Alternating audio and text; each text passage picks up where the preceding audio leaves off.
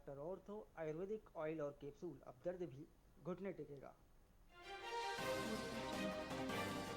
छत्तीसगढ़ की 2 खिलाड़ी central zone team में चयनित, कृति और महक का हुआ सिलेक्शन। दोनों senior women's inter zonal multi day trophy में खेलेंगी।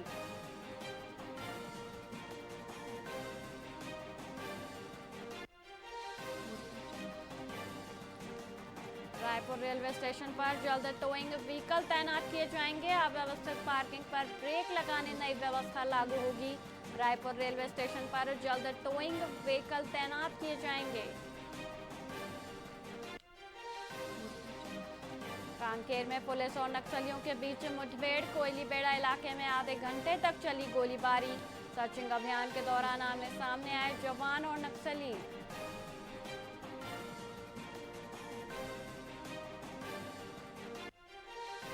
बिलासपुर में 130 पुलिसकर्मियों का बड़ा तबादला। तबादले में 3 एसआई, 10 एएसआई, 23 प्रधान आरक्षक शामिल। 94 कांस्टेबलों के भी किए गए पदस्थापन।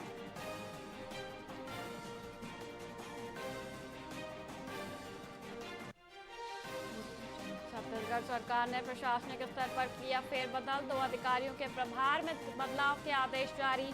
सामान्य प्रशासन विभाग ने जारी किए अलग अलग आदेश।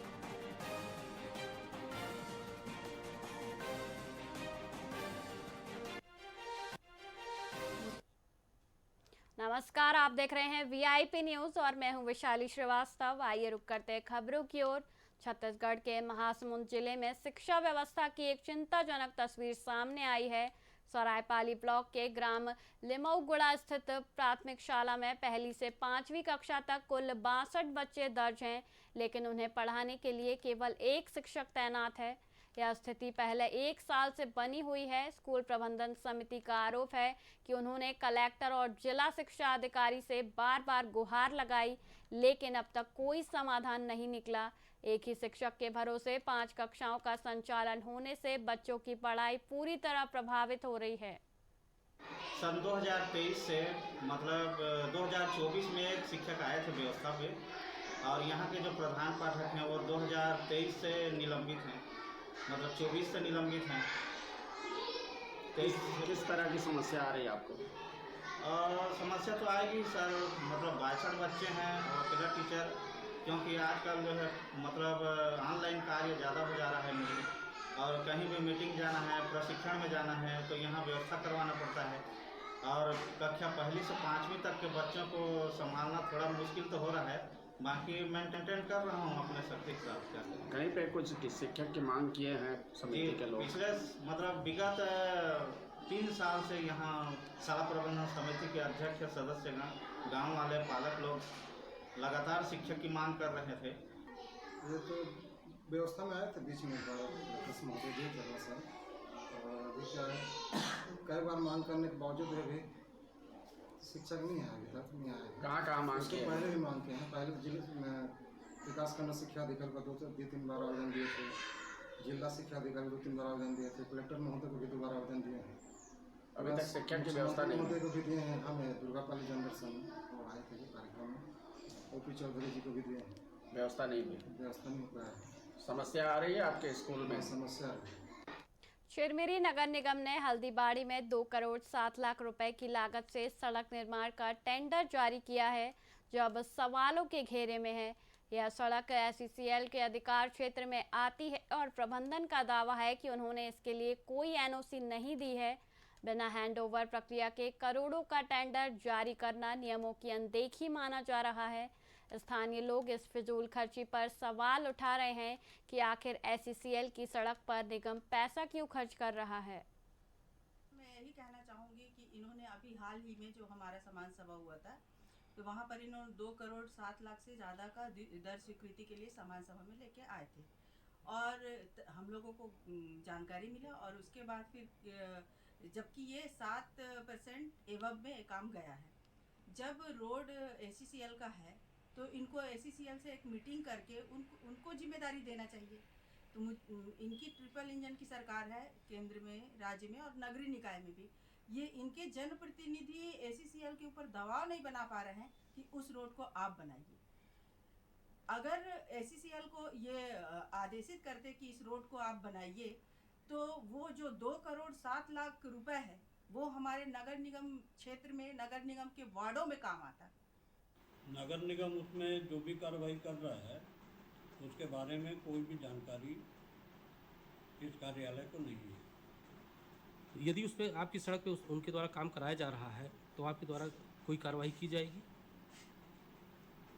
वो ज़मीन जो कोई एसीसीएल की है और उसका जो भी काम करना होगा वो एसीसीएल के द्वारा की जाएगी। मैं यही कहना चाहूँगी कि छत्तीसगढ़ विधानसभा के बजट सत्र में बालोद में आयोजित जम्बूरी कार्यक्रम में कथित अनियमितताओं को लेकर सदन गर्मा गया। कांग्रेस विधायक और पूर्व मंत्री उमेश पटेल ने सरकार पर भ्रष्टाचार का आरोप लगाते हुए कहा कि एक खास ठेकेदार को लाभ पहुंचाने के लिए नियम विरुद्ध टेंडर जारी किए गए। विपक्ष ने आरोप लगाया कि टेंडर फाइनल होने से पहले ही काम शुरू कर दिया गया था। स्कूल शिक्षा मंत्री गजेंद्र यादव के जवाब से असंतुष्ट होकर विपक्षी सदस्यों ने सदन में जमकर नारेबाजी की और सदन से वॉकआउट कर दिया।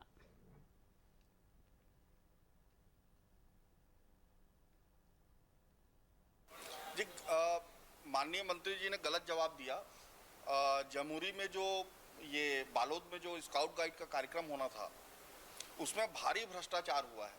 कि भ्रष्टाचार नहीं हुआ है तो ये तो उनके लिए भी अच्छा है कि अगर समिति से जांच करा लेते तो उनके ऊपर नहीं आता। अब तो जब वो नहीं करा रहे हैं तो इससे तो स्पष्ट हो चुका है कि वो किसी न किसी को बचाना चाहते हैं, खुद को बचाना चाहते हैं या ठेकेदार को बचाना चाहते हैं। इसीलिए वो लगातार इसको बचाव की मुद्रा में थे। छत्तीसगढ़ विधानसभा के बजट सत्र में बालोद में आयोजित scout guide rover ranger jamboree कार्यक्रम को लेकर भारी हंगामा हुआ। कांग्रेस विधायक उमेश पटेल ने सरकार पर भ्रष्टाचार का आरोप लगाते हुए पूछा कि टेंडर प्रक्रिया पूरी होने से पहले ही काम कैसे शुरू हो गया। विपक्ष ने आरोप लगाया कि किसी खास फर्म को लाभ पहुंचाने के लिए टेंडर की शर्तों को डाउनग्रेड किया गया। शिक्षा मंत्री गजेंद्र यादव ने सफाई दी कि स्थानीय भागीदारी बढ़ाने के लिए शर्तों में बदलाव किया गया था और पूरी प्रक्रिया जैम पोर्टल के जरिए पारदर्शी रही। मंत्री के जवाब से नाखुश कांग्रेस ने सदन की समिति से जांच की मांग करते हुए वॉकआउट कर दिया। देखिए, स्काउट गाइड जमुरी का जो कार्यक्रम हुआ उस पे भ्रष्टाचार हुआ। भ्रष्टाचार इस तरह से कि पहले एक टेंडर हुआ जिसको उच्च शिक्षा विभाग द्वारा कैंसिल किया गया और उसके बाद उसको डिग्रेड किया गया। 3 साल के अनुभव को 2 साल का अनुभव कर दिया गया। 5 करोड़ के टर्नओवर को 2 करोड़ कर दिया गया। अलग अलग तरीके से डिग्रेड किया गया। डिग्रेड करने के पीछे उद्देश्य ये था कि अपने चहेते ठेकेदार को उसमें ठेका दिया जाए। अपने चहेतों को टेंडर फायदा दिलाना रहता है तो पहले ही टर्म टेंडर में हम फाइनल कर देते हैं। हम किसी की शिकायत पे हम क्यों रद्द करवाते उसको। पहले जो लिमिट था, जो पैमाना था, रेशो था, रेशो अंक के आधार पे 90 अंक होना था, जिसको स्थानीय लोगों ने जब मांग किया कि इस क्राइटेरिया में हम नहीं आ पाएंगे, इसको शिथिलीकरण किया जाए, तो स्थानीय लोगों के मांग के उसको 90 अंक को हमने 50 अंक तक लाया। जो टेंडर जो मिला, जिस एजेंसी जिस वेंडर को मिला, वो पहले में भी वो उसका नाम था, दूसरे टेंडर में भी नाम था। तो ऐसा अगर हमको किसी को देना होता तो पहले में जिसका नाम नहीं होता और दूसरे में अगर उसको टेंडर मिलता तो हम कह सकते थे कि हम किसी को लाभ दिए। वो तो दोनों जगह एलिजिबल था। तो संभव कैसे है कि आप किसी के लिए काम कर रहे हो। दूसरी बात आप सब जान रहे हैं, जेम पोर्टल से होने वाले काम में किसी की कोई चलती नहीं है। अगर एक डॉक्यूमेंट्स भी अगर उसमें कम ज़्यादा हो तो वो ऑटोमेटिक जेम उसको एक्सेप्ट नहीं करती। ये सब बातों को हमारे कांग्रेस के मित्रों को समझना चाहिए। देखिए, छत्तीसगढ़ के डिप्टी सीएम और गृह मंत्री विजय शर्मा ने नक्सलवाद के खात्मे को लेकर एक ऐतिहासिक समय सीमा निर्धारित की है। उन्होंने घोषणा की कि 31 मार्च 2026 तक छत्तीसगढ़ पूरी तरह नक्सल मुक्त होगा। बस्तर रेंज में पुलिस को एक बड़ी सफलता मिली है, जहां 108 नक्सलियों ने 101 हथियारों के साथ आत्मसमर्पण किया है। इन सरेंडर करने वाले नक्सलियों की निशानदेही पर पुलिस ने बीजापुर में जमीन के नीचे दबाया गया 3 करोड़ 60 लाख रुपए नगद और 1 किलो सोना बरामद किया है। जिला से 37 लोग हैं, नारायणपुर जिला से 4 हैं, बस्तर जिला से 16 हैं, कांकेर जिला से 3 हैं, सुकमा जिला से 18 हैं और दंतेवाड़ा जिला से 30 हैं। इस तरीके से विभिन्न जिलों से हमारे सारे ही लिंक खुले हुए हैं, जिसमें पत्रकारों के माध्यम से भी, समाज के प्रमुखों के माध्यम से भी, बने पुलिस के एसपीस के सारे के नंबर दिए हुए हैं और इस इनफैक्ट आईजी बस्तर का भी नंबर दिया हुआ है। इन सबसे बातचीत करने के लिए सबकी स्वतंत्रता है, सबने अपने अपने सुविधा से बातचीत करके वापस आकर हथियार रख करके आज पुनर्वास कर रहे हैं, मुख्य धारा में सम्मिलित हो रहे हैं। उनकी संख्या 18 है, एरिया कमेटी मेंबर हैं 23 और पार्टी मेंबर है 56। इस तरीके से 108 कुल नक्सली, जिन पर कुल इनाम जो की राशि जो है वो 3,95,00,000 है, ये सब आज पुनर्वास कर रहे हैं।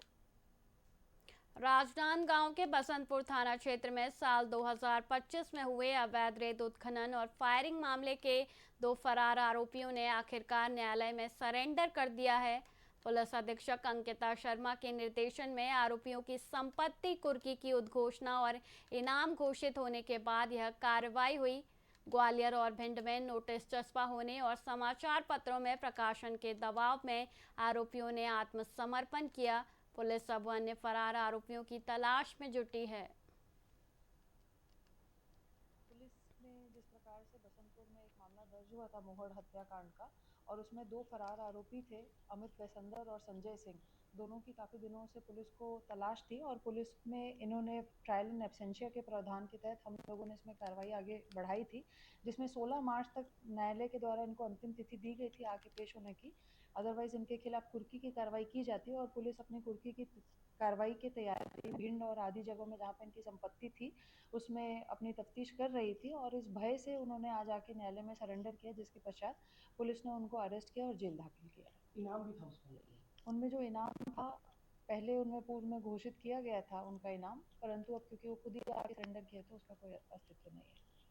अभी हम एसपी कार्यालय के समक्ष हैं और राजनांदगांव में जो है पूर्व की बात करें और आगामी बात करें तो अपराध के ग्राफ जो है थोड़ी सी कमी आई ज़रूर है, लेकिन अभी भी छुटपुट अपराध जो होते रहा है से जो अंकिता शर्मा एसपी के बदस्त होते ही यहाँ अपराध में अंकुश लगा जरूर है। लेकिन जैसे पूर्व घटना की बात करें 2025 में एक रेत खनन माफियाओं के द्वारा उन्होंने फायरिंग किया था। फायरिंग की वजह से भी एक माहौल बना था जो हाई प्रोफाइल मामला बनते गया और आरोपी फरार हो गए थे। कुछ आरोपी को पुलिस पकड़ने में सफलता हासिल किया था और कुछ लोग अभी भी फरार है। हाल ही में जिला पुलिस अधीक्षक के द्वारा अंकिता शर्मा के द्वारा संपत्ति कुर्क करने का आदेश जारी किया, जिसके डर के कारण कुछ आरोपियों ने आत्मसमर्पण किया है और कुछ लोग भी फरार है। मैं वीआईपी न्यूज़ के लिए सोन कुमार सिन्हा, राजनांदगांव। मुंगेली जिले की 13 अमृत मित्र महिलाएं नई दिल्ली के भारत मंडपम में आयोजित होने वाले अमृत मित्र महोत्सव के लिए रवाना हो गई हैं। कलेक्टर कुंदन कुमार और जिला पंचायत सीईओ ने हरी झंडी दिखाकर इन स्व सहायता समूह की महिलाओं को विदा किया। कलेक्टर ने बताया कि अमृत मिशन 2.0 के तहत ये महिलाएं नगरीय क्षेत्रों में स्वच्छता, जल प्रबंधन और पर्यावरण संरक्षण के कार्यों में सराहनीय योगदान दे रही हैं।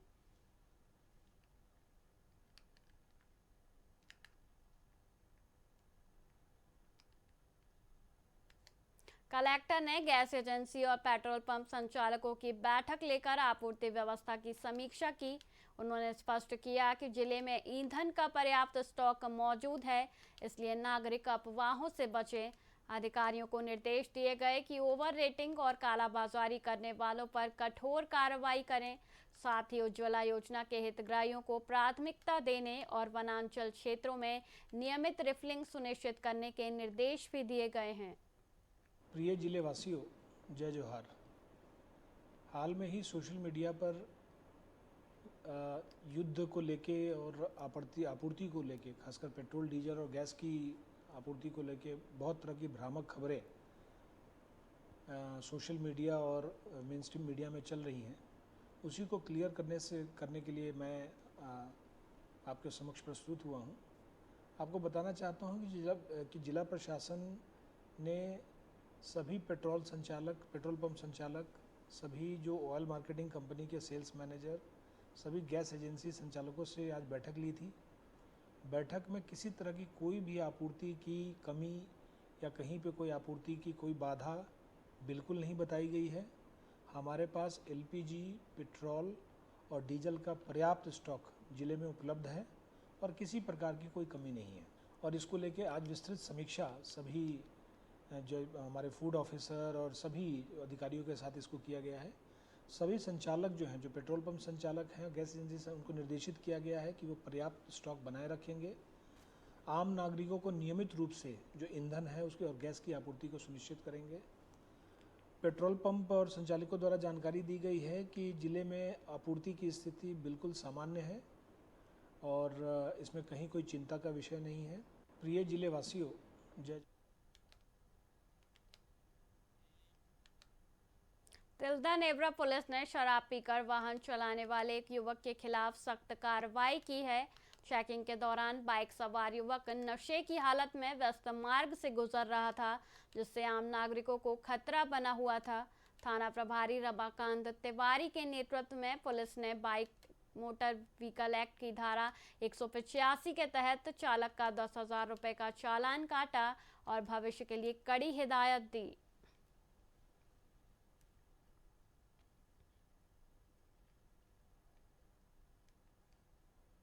फिलहाल के लिए इतना ही। मुझे दीजिए इजाजत। देखते रहिए VIP न्यूज़। नमस्कार।